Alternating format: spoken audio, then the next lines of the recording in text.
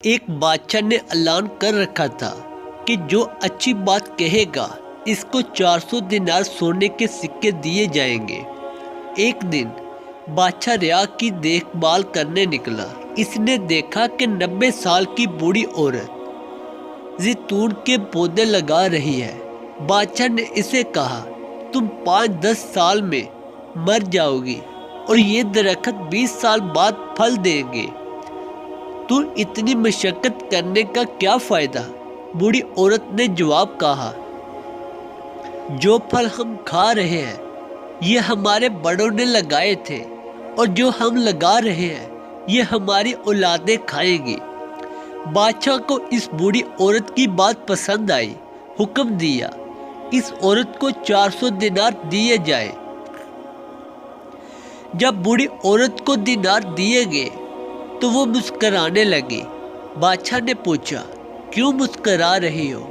بوڑھی عورت نے کہا کہ زیتون کے درختوں نے 20 سال بعد پھل دینا تھا، جبکہ مجھے میرا پھل ابھی مل گیا ہے۔ بادشاہ کو اس کی یہ بات بھی اچھی لگی اور حکم جاری کیا۔ جب اس عورت کو مزید 400 دینار دیا گیا تو وہ پھر مسکرانے لگی۔ بادشاہ نے پوچھا، اب کیوں مسکرائی؟ بوڑھی عورت نے کہا، زیتون کا درخت پورے سال میں صرف ایک بار پھل دیتا ہے، جبکہ میرے درخت نے 2 بار پھل دے دیا ہے۔ بادشاہ نے پھر حکم دیا، اس کو مزید 400 دینار دے دیے جائیں۔ یہ حکم دیتے ہی بادشاہ تیزی سے وہاں سے روانہ ہو گیا۔ وزیر نے کہا، حضور آپ جلدی سے کیوں نکل آئے؟ بادشاہ نے کہا، اگر میں مزید اس عورت کے پاس رہتا تو میرا سارا خزانہ خالی ہو جاتا، مگر عورت کی حکمت بھری باتیں ختم نہ ہوتی۔